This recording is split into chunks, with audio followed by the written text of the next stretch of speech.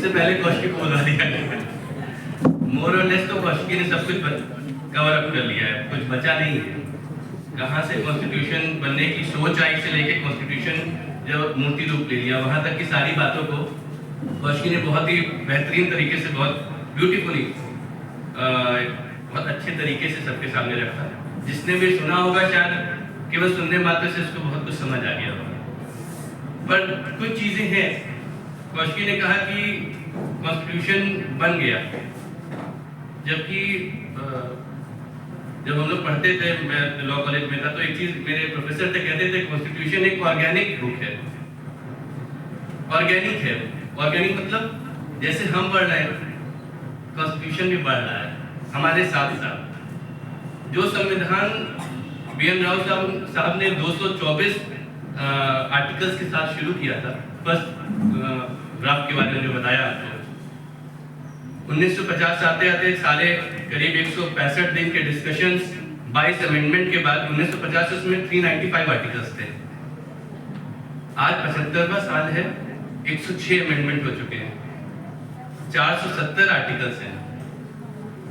तो जैसे जैसे हमारा देश बढ़ा, वैसे वैसे हमारा संविधान भी बढ़ता चला गया। और ये बहुत इसकी मीनिंग है, यही जो ऑर्गेनिक नेचर दिया गया हमारे संविधान को, विश्व के किसी संविधान को इतनी रियायत नहीं मिली है।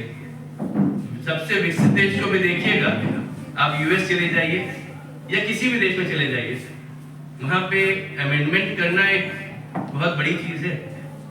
हो नहीं पाए, हमारे यहाँ हुए। और अमेंडमेंट के फायदे क्या हुए? जो 1950 में या जो 1947 में स्थिति थी, आज की स्थिति वैसी नहीं है।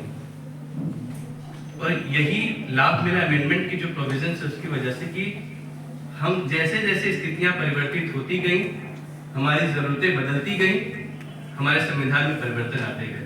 और विश्वास मानिए कुछ सालों में 106 अमेंडमेंट, 150 अमेंडमेंट तक पहुंच जाएंगे।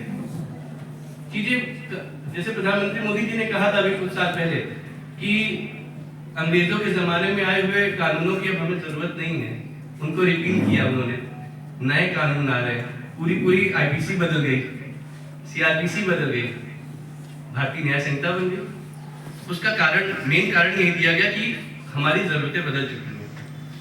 खैर, आज की परिस्थितियों में कुछ चीजों को हम लोग को, अब ज्यादा डिटेल में नहीं जाते कॉन्स्टिट्यूशन कैसे बना, कॉन्स्टिट्यूशनलिज्म पे हम लोग बात करते हैं कि संविधान का, उसकी भूमिका तो कौशिकी ने यहाँ पे भी दे दी कि फंडामेंटल राइट्स की हम लोग बात करते हैं पार्ट 3 की, कि हमारे अधिकार है। अभी बच्चों ने कोशिश किया हमारे मौलिक अधिकारों को दिखाने की, मौलिक कर्तव्यों का क्या, पार्ट 4A का क्या, 43rd अमेंडमेंट का क्या होगा, वो 11 ड्यूटीज, मुझे पूरा विश्वास है मैं पूछूंगा तो 11 बच्चे नहीं मिल पाएंगे।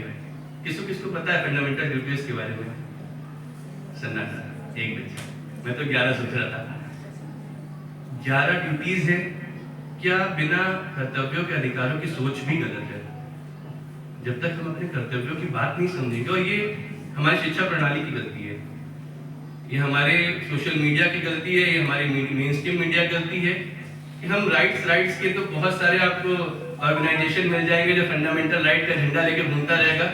मैंने आज तक एक ऑर्गेनाइजेशन नहीं देखा जो फंडामेंटल ड्यूटीज का लेके घूम रहा हो कि नहीं सभी लोगों को अपने फंडामेंटल ड्यूटीज पालन करना चाहिए, बस इसलिए क्योंकि वो इन्फोर्सेबल नहीं है। वो किसी कोर्ट ऑफ लॉ में, किसी कानून की, आप किसी न्यायालय में जाके आप उसके लिए गुहार नहीं लगा सकते कि फलाना ने अपने फंडामेंटल ड्यूटीज, अपने मौलिक कर्तव्यों का पालन नहीं किया है, इसलिए उस बेचारे की इज्जत नहीं है।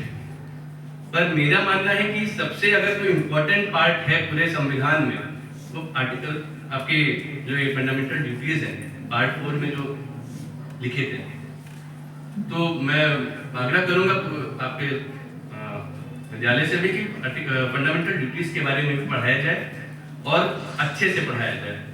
जितनी जरूरी फंडामेंटल राइट्स, उतनी जरूरी फंडामेंटल ड्यूटीज। खैर, बहुत समरी में एक चीज और, मैं हमारे 3 अंग कहे जाते हैं इंडियन डेमोक्रेसी के, एग्जीक्यूटिव, लेजिस्लेटिव और जुडिशरी। असल में अगर मैं देखूं संविधान केवल एक पैर पे खड़ा है, बाकी दो पैर बहुत पहले टूट चुके हैं या लड़खड़ा रहे हैं, गिराने का पूरा प्रयास कर रहे हैं। वो हमारे बीच में पवार सर बैठे हुए हैं। आप ही का जुडिशरी है जो पूरे संविधान को अपने अकेले दम पे पूरा उठाया हुआ है, वरना तो बाकी दो जो पैर थे वो कब के टूट चुके हैं और कब के रोज प्रयास होते हैं कि इस संविधान को कैसे तोड़ दिया जाए। चाहे वो केशवानंद भारती केस हो, चाहे मेनका गांधी केस हो, चाहे एमसी मेहता हो, चाहे अभी हाल ही में आए बुलडोजर पे हुए सुप्रीम कोर्ट के जजमेंट्स हो, इस चीज को बहुत क्लियर बताता है किस तरीके से हमारी एग्जीक्यूटिव ब्यूरोक्रेसी, ये अफसर सब चाहते हैं कि संविधान केवल किताब में रह जाए। अभी संस्थापक सर ने बोला कि ये किताब नहीं, ग्रंथ है, तो ग्रंथ की मीनिंग खत्म करना चाहते हैं बाकी दो लोग। जुडिशरी है जो बचाया हुआ है और इसको और स्ट्रॉन्ग करने की जरूरत है। सर से मेरा मैं भी इसी फील्ड में हूँ सर, मैं इलाहाबाद हाई कोर्ट में प्रैक्टिस करता हूँ। बीते कुछ महीनों में, कुछ सालों में मुझे एहसास हुआ कि हम लोग सोचते हैं हमारा काम, एक लॉयर का काम खत्म हो जाता है, केस जीत गए हार गए। जुडिशरी काम, बेंच का काम खत्म हो जाता है कि हमने जजमेंट दे दिया। उसके आगे पीछे भी हम लोग को देखना पड़ेगा कि क्या ऐसा तो नहीं हो रहा है कि हम अपना काम जैसे काम करके खत्म कर दे रहे हैं। उसके आगे उस बेचारे पिटिशनर के साथ क्या हो रहा है, जो अपनी गुहार लेके आया, क्या उसके साथ उत्पीड़न तो नहीं हो रहा है कि तुम कोर्ट क्यों चले गए। इस बारे में भी हम लोग को कुछ प्रोएक्टिव काम करना पड़ेगा कि लोग डरे ना कोर्ट आने से, क्योंकि अगर लोग डरने लग गए तो ये तीसरा पैर भी लड़खड़ाने लग जाएगा। अगर लोग आर्टिकल 32, आर्टिकल 226 का इस्तेमाल करने से कतराने लगे, क्योंकि उनको डर लगेगा कि भाई मुझे लौट के यहीं आना है, यही डीएम मिल रहा है, यही प्रशासन मिल रहा है। जब लौट के वो यहीं आएगा तो उसको डर लगने लगेगा, तो वो अगली बार किसी को सलाह नहीं देगा कि कोर्ट चले जाओ, कहेगा कि मान लो। और जब ये सोच आने लग जाएगी तो हमारा तीसरी टांग भी कमजोर पड़ जाएगी। जब गुहार करने को कोई नहीं होगा तो हम आप कहाँ रहेंगे। इस चीज पे भी हम लोग को सोचना पड़ेगा कि अपने जजमेंट्स में क्या हम ऐसी चीजों को जोड़ सकते हैं, क्या उसकी मॉनिटरिंग के लिए कुछ किया जा सकता है, क्या हमारा स्टेट लीगल सर्विस अथॉरिटी इस बारे में कुछ कर सकता है, या ऐसी केसेस को डिसाइड होने के बाद भी मॉनिटर किया जाए, क्या गलत तो नहीं हो रहा। इन चीजों पे भी हमको सोचना पड़ेगा। संयोग से आज हमारे बहुत 2 लाइन में मैं कंप्लीट कर रहा हूँ। हमारे सामने 3 बड़े इंपॉर्टेंट स्टेक होल्डर्स मैं देख रहा हूँ। जुडिशरी है, एडवोकेट साहब है, टीचर से 4 है, बच्चे हैं। आप 4 ही विश्वास मानिए, अगर संविधान को कोई बचा सकता है आप ही लोग हैं। अपने कंधों पे लीजिए, जिम्मेदारी पूर्वक इसको आगे बढ़ाइए। एक ये सोचते हुए कि मैं तो आप लोग से कहूंगा कि ये भविष्य है, इनमें से कुछ एडवोकेट्स आगे बनेंगे, कुछ हो सकता है जुडिशरी में भी चले जाएं, ग्रेजुएशन में अभी कुछ 10th के बच्चे भी। आप लोग याद रखिएगा कि हमारा काम संविधान को बचाना है। जब तक बचा सकिए बचा लीजिए, जब तक जितनी ताकत है उतनी ताकत से लड़ लीजिए। और वरना जैसे कौशिकी ने कहा कि एक दिन बन के रह जाएगा, हम लोग आएंगे जैसे मेमोरियल डेज होते हैं ना, महात्मा गांधी के बारे में आए, बात किए चले गए, हर 26 नवंबर को इकट्ठा होंगे, बातें करेंगे, बहुत बढ़िया संविधान है, हर बार BN राव साहब को याद किया जाएगा, अम्बेडकर जी को याद किया जाएगा, राजेंद्र प्रसाद जी को याद किया जाएगा, फिर तालियां बजेंगी और हम लोग वापस चले जाएंगे। तो वैसा ना बनने दिया जाए, उसके लिए जो मैंने बोला अपने फंडामेंटल राइट्स के साथ ड्यूटीज को भी याद रखिए, अपने अधिकारों के लिए लड़िए और जुडिशरी आपके साथ खड़ी रहेगी। साक्षात जुडिशरी आपके सामने बैठी भी हुई है, तो जुडिशरी आपके साथ खड़ी रहेगी। और जुडिशरी से भी मैं निवेदन करता हूँ कि इस चीज को और मजबूती से हमारे संविधान की रक्षा करने में हम सबका सहयोग करें। धन्यवाद। आज इस 75वें संविधान दिवस की अवसर पर आयोजित जागरूकता कार्यक्रम की अध्यक्षता कर रहे परम आदरणीय सचिव जिला विधिक सेवा प्राधिकरण माननीय श्रीमान सुमित पवार जी, अपर जिला जज जनपद न्यायालय प्रतापगढ़, साथ ही प्रतापगढ़ जनपद में बालिकाओं के शिक्षा के क्षेत्र में अग्रणी स्थान बनाने वाले श्रद्धेय श्री अरविंद श्रीवास्तव जी, जो कि इस शिक्षण संस्थान के संस्थापक हैं। आपके बगल में विद्यमान डॉक्टर श्रीमती नीलिमा श्रीवास्तव जी, जो कि प्रधानाचार्य हैं, और अभी जिनका संबोधन आप लोगों ने सुना, आदरणीय श्री हर्षित श्रीवास्तव जी, प्रबंधक और अधिवक्ता उच्च न्यायालय इलाहाबाद। कार्यक्रम में सहभागिता कर रही परम आदरणीय श्रीमती नीरजा जी, जो कि प्रभारी है वन स्टाफ सेंटर की, और हमारे बीच जिला विधिक सेवा प्राधिकरण में फ्रंट ऑफिस में निरंतर जो है अपनी सेवाएं दे रहे श्री गिरीश पांडे जी, श्री अमन त्रिपाठी जी, और इस कार्यक्रम का कुशल संचालन कर रहे डॉक्टर अनंत प्रकाश शुक्ला जी, प्रवक्ता हैं, जो कि बीएड संकाय के, और यहाँ मौजूद इस पीजी कॉलेज और इंटर कॉलेज दोनों के प्रवक्ता और शिक्षक और छात्राएं। जैसा कि आप सभी लोग जानते हैं, आज 75वां संविधान दिवस है, और अभी आप लोगों ने इतना बढ़िया प्रस्तुतियों के माध्यम से, और जो छात्राध्यापक बीएड की कौशिकी सिंह हैं, इन्होंने तो पूरी कहानी के माध्यम से इस तरीके से बता दिया कि सभी बच्चों को जो है पूरी पिक्चर जो है दिख रही थी। जब उन्होंने धारा प्रवाह उस तरीके से उनका संबोधन था, वो बोल रही थी। और जिन बच्चों ने अभी प्रस्तुतियों के माध्यम से तमाम वो यादें ताजा किया, बच्चों मैं आपको बताना चाहूंगा, संविधान सभा में इस जनपद का भी प्रतिनिधित्व था। कौन थे वो? जो 299 लोग बचे हुए थे भारत के, उसमें पंडित मुनीश्वर दत्त उपाध्याय जी, जो कि अपने जनपद प्रतापगढ़ के थे, वो भी आपके संविधान सभा के सदस्य थे। तो जैसा अभी आप लोगों ने देखा था, 10 लाख में जो है इलेक्ट हुए थे, तो 10 लाख में एक व्यक्ति अपने जिले के भी थे, जिन्होंने उस संविधान सभा में अपनी अग्रणी भूमिका निभाया, और उनके भी विचार उसमें सम्मिलित हुए, और जिन्होंने आगे चल के यहाँ तमाम शिक्षण संस्थानों की स्थापना किया। संविधान की अगर प्रस्तावना में देखेंगे तो मूल्य निहित हैं, जिनको हम लोग संवैधानिक मूल्य कहते हैं, कि संवैधानिक मूल्यों से किसी भी स्थितियों में समझौता नहीं हो सकता, और एक प्रकार से लोग वो संविधान का पूरा निचोड़ है उसमें। अगर मूल्यों की बात करेंगे तो उसमें न्याय की बात है। अभी न्याय पे आप लोगों ने जो है एकांकी भी प्रस्तुत किया और संबोधन के माध्यम से भी देखा। अब न्याय में अगर जाएंगे तो सामाजिक, आर्थिक, राजनीतिक, तो हम लोग न्याय की बात करते हैं कि पहला जो संवैधानिक मूल्य है न्याय का है। दूसरा स्वतंत्रता का है। स्वतंत्रता में अब उसमें धार्मिक स्वतंत्रता, कार्यों स्वतंत्रता, व्यक्ति स्वतंत्रता, जो स्वतंत्रता में जाएंगे तो बहुत ब्रीफ होता जाएगा। तो हमने 2 मूल्यों की बारे में बात बताया, एक तो न्याय की, एक स्वतंत्रता की। जब हम तीसरे मूल्य की बात करते हैं तो है इक्वलिटी, समता की, समानता की नहीं, समता की।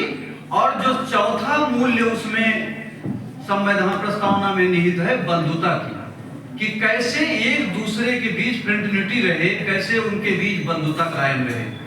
अब उसी प्रस्तावना में गरिमा की बात की गई है और राष्ट्रीय एकता और अखंडता की बात की गई है। तो संविधान को पढ़िए, जैसा अभी मौलिक अधिकारों पर बात करिए, मूल कर्तव्यों की बात करिए, लेकिन हमारे संविधान के मूल्य क्या हैं, जिनसे किसी भी स्थितियों में समझौता नहीं किया जा सकता और जिनको हर व्यक्ति को जानना जरूरी है। जो हाशिए पे व्यक्ति है उसके भी अधिकारों का संरक्षण है, और जो व्यक्ति बहुत सशक्त है, जो बहुत पैसे वाला है, उसके भी अधिकारों का संरक्षण है। और अभी देखिएगा, आज 26 नवंबर है, अभी 25 जनवरी को हम कौन सा दिन मनाते हैं? 25 जनवरी को 25 जनवरी कौन सा दिन है? नेशनल वोटर्स डे, राष्ट्रीय मतदाता दिवस। ये भारत का संविधान ऐसा है कि यहाँ जो अरबपति हैं और जो एकदम हाशिए पे कमजोर है, एक ही मत का अधिकार सबको प्राप्त है। ये हमारे संविधान की मजबूती है, ये हमारे संविधान की विविधता है। और दूसरा देखेंगे, संविधान के अनुच्छेद 39A के अंतर्गत कमजोर वर्गों के लिए निःशुल्क कानूनी सहायता का प्रावधान है, और जिसका नेतृत्व माननीय अपर जिला जज साहब करते हैं। चाहे कारागार में निरुद्ध लोग हैं, चाहे कोई बाहर बच्चे हैं, महिलाएं हैं, लड़कियां हैं, उनको निःशुल्क कानूनी सहायता ही नहीं, बाल अधिकार, जो चाइल्ड राइट की बात किया गया है, यहाँ ज्यादातर लोग 18 वर्ष से नीचे हैं, उनके अधिकारों के भी संरक्षण की जिम्मेदारी उनके माता पिता के साथ साथ उनके जो कानूनी माता पिता यहाँ अपर जिला जज साहब बैठे हुए हैं, आपके अधिकारों का कहीं भी अगर हनन होता है तो उसके संरक्षण के लिए आप जिला विधिक सेवा प्राधिकरण माननीय अपर जिला जज साहब के न्यायालय में आ सकते हैं, अपना प्रार्थना पत्र प्रस्तुत कर सकते हैं। समयाभाव है और मैं तो धन्यवाद देना चाहूंगा परम आदरणीय प्रबंधक महोदय को और संस्थापक महोदय को और उन सभी बच्चों को जिन्होंने यहाँ प्रस्तुतियां दिया। एक बार जोरदार ताली। और आगे विधिक साक्षरता एवं जागरूकता शिविर लगता है, कानून के बारे में लोगों को जानकारी दी जाती है। अभी संस्थापक महोदय जी से मेरी वार्ता हुई है कि आगे चल के इस तरीके का कार्यक्रम होगा, जरूर जो है यहाँ माननीय अपर जिला जज साहब को ले आने का और हम लोग आने का प्रयास करेंगे। बहुत बहुत धन्यवाद। जय भारत, जय हिंद।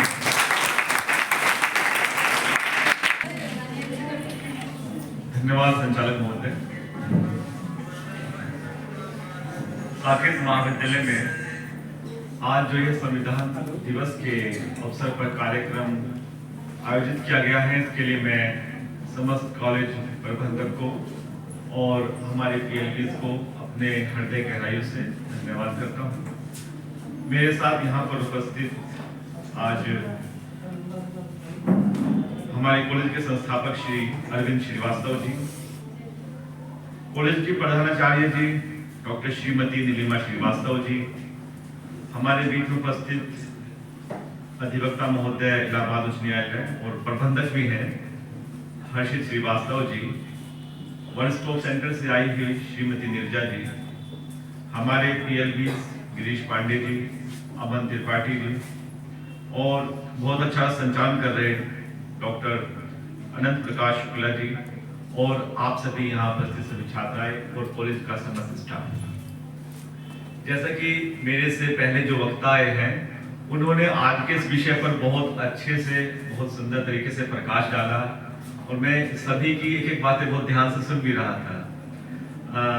जो क्या नाम है, अभी नाम याद नहीं आ रहा, बहुत अच्छे से क्या नाम, कौशिकी जी ने बड़ा अच्छे से संविधान का कैसे निर्माण हुआ, कितना टाइम लगा, वो बताया है। हमारे वकील साहब ने भी संविधान की पवित्रता के बारे में बहुत अच्छे से बताया, कितना महत्वपूर्ण है। और वास्तविकता में यदि आप देखें कि आज हमारा देश कश्मीर से कन्याकुमारी तक आज एक सूत्र में पिरोया हुआ है, पूरा देश एकजुट है। इतनी ज्यादा विविधताएं हमारे देश में शायद ही कोई देश पूरे विश्व में होगा इसमें पाए जाए। हमारे यहाँ इतनी तरह की भाषाएं बोली जाती है हमारे देश में। यहाँ तो कहा भी जाता है कि कोस कोस पर बदले पानी, चार कोस पर बदले वाली, लेकिन उसके बावजूद भी हम सब एक हैं, हम इंडियन हैं। तो हम सबको कौन ये एकता के सूत्र में बांधता है, तो वो हमारा संविधान ही है। हम अपने धार्मिक ग्रंथ पढ़ते हैं, भले ही हम रामचरितमानस पढ़े, भगवत गीता पढ़े, कुरान शरीफ पढ़े, गुरु ग्रंथ साहब पढ़े, लेकिन वो केवल एक धर्म विशेष तक संबंधित है।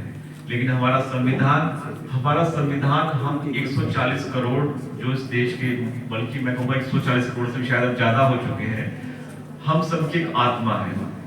तो इस संविधान की रक्षा करना आज हम सबके, सब निवासियों के लिए, सभी के लिए नितांत है।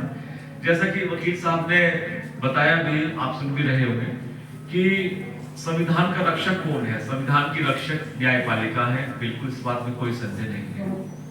अभी आज ही अखबार में हम पढ़ भी रहे थे कि जो 42nd अमेंडमेंट हुआ था, तो उसमें हमारी प्रस्तावना में 2 शब्द जोड़े गए थे।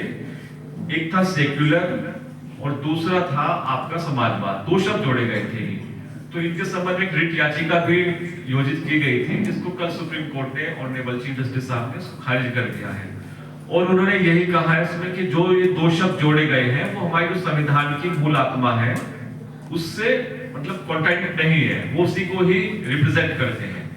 और जब ये 42nd अमेंडमेंट हुआ था, केशवानंद भारती का बहुत ही महत्वपूर्ण निर्णय है। और मैं कहता हूं कि जो आप लोग स्टूडेंट्स हैं, आप लोगों को पढ़ना चाहिए।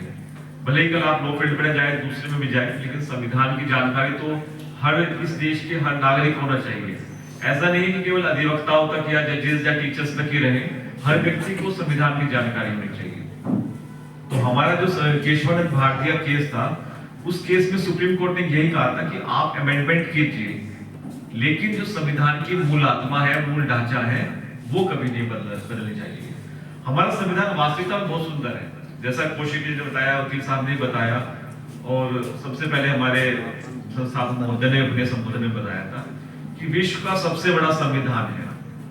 2 वर्ष 11 माह 18 दिन लंबा समय से बनाने में लगा है, और इस संविधान के लिए वास्तविकता में अगर सबसे ज्यादा श्रेय को जाता है तो डॉक्टर भीमराव अम्बेडकर जी को ही जाता है। प्रारूप समिति के अध्यक्ष थे, और प्रारूप समिति में लगभग 6 सदस्य थे, लेकिन जितनी मेहनत इसमें डॉक्टर अम्बेडकर साहब ने की थी, तो डॉक्टर कृष्णमाचार्य साहब जो थे वो भी इसमें एक मेंबर थे, और उन्होंने खुद सदन में बात कही थी कि इसमें लगभग 6 सदस्य में से बाकी 5 सदस्य के द्वारा कहीं बीमारी के कारण या किस कारण वो उपस्थित नहीं हो पाए, अकेले डॉक्टर भीमराव अम्बेडकर साहब थे जिन्होंने किया। और पार्लियामेंट में लगभग 100 दिन तक खड़े होकर इन्होंने जब इस पर विचार विमर्श हुआ, इसके मेरिट्स डिमेरिट्स, जो प्रोविजन जोड़े गए या जो घटाए गए, उस पर डॉक्टर अम्बेडकर साहब ने, हालांकि वो भी हाई ब्लड प्रेशर और डायबिटीज के पेशेंट थे, उसके बावजूद भी उन्होंने इसे बनाया। और आप देखिए कि हमारा संविधान कितना सुंदर है। आप विश्व के इसको कंपैरिजन कीजिए, अमेरिका का संविधान है मात्र 10 आर्टिकल है, उसी में इतने में है। हमारी प्रस्तावना देखिए, आप प्रस्तावना पढ़िए, उसकी प्रस्तावना एक एक शब्द जो है इस देश के हमारे जितने भी ग्रंथ हैं, ऐसा लगता है कि उनकी आत्मा को कर रहा है। हमारा संविधान क्या एक वेलफेयर स्टेट की कल्पना करता है, जिसमें सभी लोग समान हो, किसी के साथ कोई भेदभाव ना हो।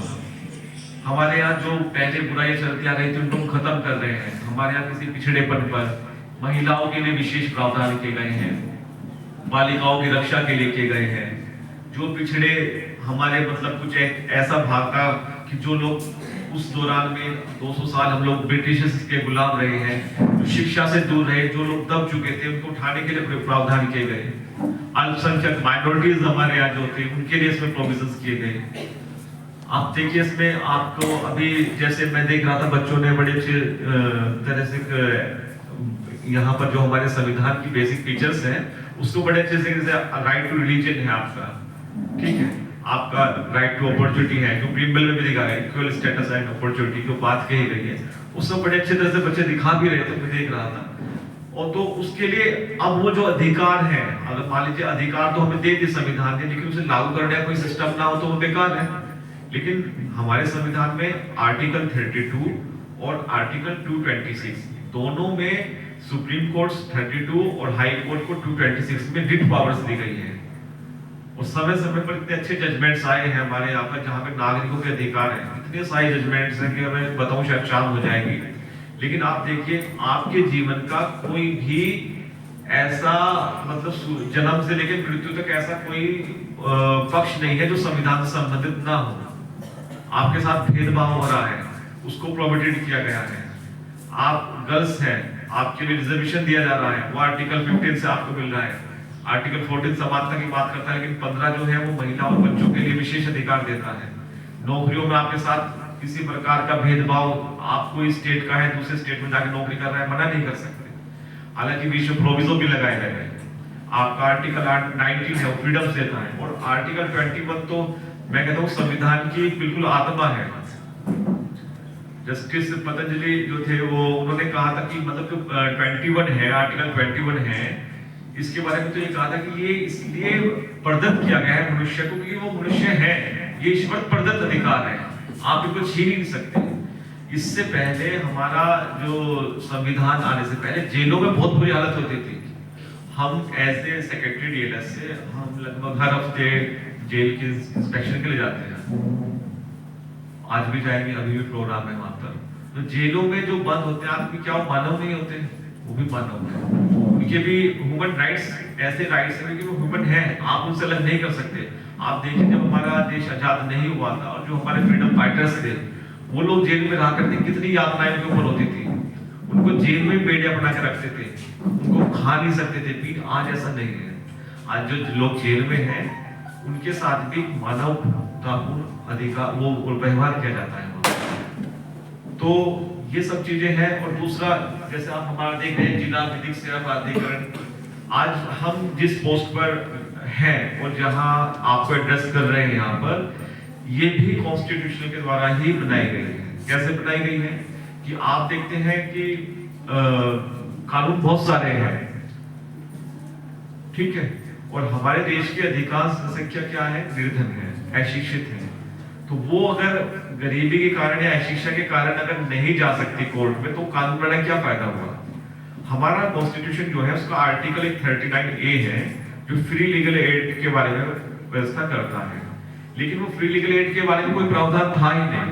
मतलब 1950 से लेकर के जब से लागू हुआ हमारा संविधान और 1987 तक इस संबंध में कोई एक्ट नहीं बनाया गया। तब जाके 1987 में एक एक्ट बनाया गया जिसका नाम था लीगल सर्विस अथॉरिटी एक्ट, विधिक सेवा प्राधिकार अधिनियम, और उसी में ही 3 बॉडी बनाई गई थी, नालसा यानी कि राष्ट्रीय विधिक सेवा प्राधिकरण, राज्य विधिक सेवा प्राधिकरण और जिला।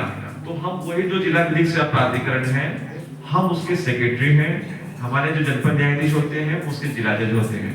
और हमारी ड्यूटीज क्या है, हमारी ड्यूटीज इतनी वाइड है कि हमें जितने भी गरीब लोग हैं जिनके पास कोई एडवोकेट करने के लिए पैसे नहीं है, हम जाते हैं, हमारे पास एक ऑफिस हमारा है, आप वहां ही, हमारे पास पैनल लॉयर्स की टीम है, हमारे पीएलवीज हैं बैठे हुए हैं, बल्कि हमारे बाबा सबसे शायद अभी लेट आए हैं, उनका नाम भी नहीं लिखा राम प्रकाश जी ने, मैं माफी चाहूंगा इनसे। इनकी 80 वर्ष इनकी उम्र है। 80 वर्ष की उम्र में भी आप ये देखें कि ये जन सेवा के उठ के प्रणाम कर दीजिए, जनता आपको देखना चाहते थे। ये देखिए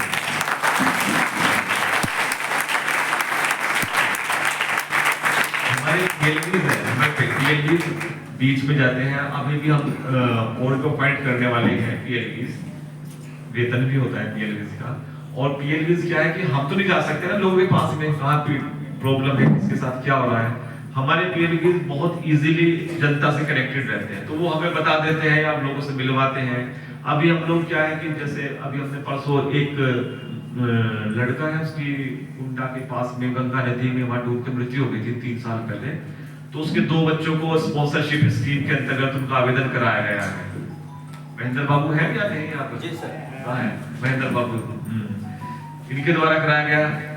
राम प्रकाश जी के द्वारा एक व्यक्ति कैंसर पीड़ित था अभी, तो उसको इलाज करके लिए 3 लाख रुपए दिलवाया गया। तो क्या है ना कि शासन की बहुत सारी योजनाएं चल रही होती हैं, उसकी हमें भी पोस्ट ट्रांसफर में हमें खुद जानकारी नहीं थी। योजनाएं बनती है लखनऊ में, और आपका जो ये होता है आपका मुख्य विकास अधिकारी इनके ऑफिस तक आते आते वो योजना दम तोड़ देती है। कारण क्या है, लोगों को जानकारी नहीं, लोग आवेदन नहीं कर पाते, वो बजट वही का वही रह जाता है। तो वो जो योजनाएं बन रही हैं वो सभी संविधान की से बन रही है। वकील साहब ने बताया और कोशिकी क्या नाम है उन्होंने भी बताया आपको। आपका पार्ट 3 है मूल अधिकार।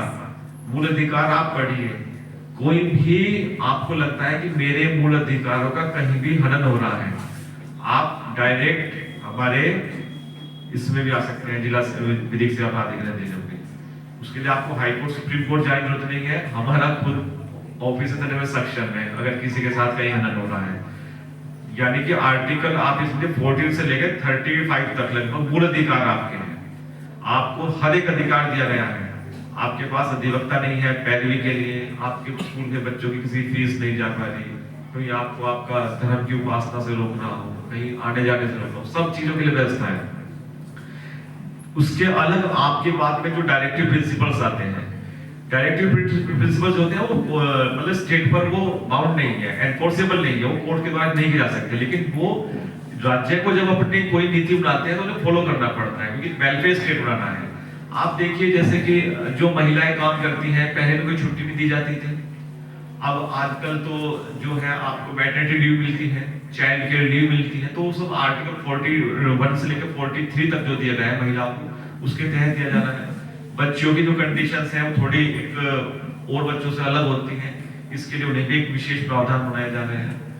तो आप एक चीज और बड़ी अच्छी वकील साहब भी बता रहे थे कि फंडामेंटल ड्यूटीज, एक दिन हम भी खुद गौर कर रहे थे कि लोग बात तो करते हैं कि राइट्स को अपनी ड्यूटीज भी करता है, क्योंकि राइट्स और ड्यूटीज आपस में कोरिलेटेड है ना। अगर आप चाहते हैं कि मैं आपके कर्तव्य को पूरा करूं, तो आपका भी तो एक मेरे सापेक्ष वो है, तो उसे कोई पूरा करता ही नहीं था। क्या कि ये जो फंडामेंटल ड्यूटीज है, जब हमारा संविधान बना उस टाइम इसमें नहीं थी, तो सेकंड जो अमेंडमेंट हुआ था तो स्वर्ण सिंह की समिति के रिकमेंडेशन के आधार पर ये जोड़ी गई थी। पहले 10 थी, बाद में 11वीं और जोड़ दी गई, जिसमें बच्चों को भी शिक्षा का अधिकार दिया गया कि ये मतलब ये कर्तव्य उसका कर दिया स्टेट का, जिसको देखते हुए शिक्षा का अधिकार अधिनियम लागू कर दिया गया है। अब स्कूल पर भी कुछ ड्यूटीज हैं, अगर आप बच्चे भी हैं और उनको पेरेंट्स को भी पढ़ना चाहिए कि आप कोई इस देश में जो बेसिक एजुकेशन है, कोई भी आदमी अब अनपढ़ नहीं रहेगा, ये स्टेट का है, स्टेट खर्चा देगा, अगर माँ बाप नहीं दे रहे स्टेट खर्चा देगा, लेकिन बच्चे पढ़ेंगे। तो बहुत सारे अधिकार हैं, बहुत लंबी चर्चाएं हो जाएगी, आगे हमें प्रोग्राम में भी जाना है। और बड़ा अच्छा लगा यहाँ पर, आज संविधान दिवस है और मैं एक बार दोबारा आप सभी को इसकी शुभकामनाएं देता हूँ। और हमारे प्रधानाचार्य जी, प्रबंधक जी यहाँ पर आए, हमारे अतिथि गृह, और आप सभी छात्राओं का, आप सब ध्यान से सुना, अपना समय दिया, इसके लिए आप सबका बहुत बहुत धन्यवाद। और इसी सब के साथ मैं अपनी वाणी को विराम देता हूँ। धन्यवाद। Thank you.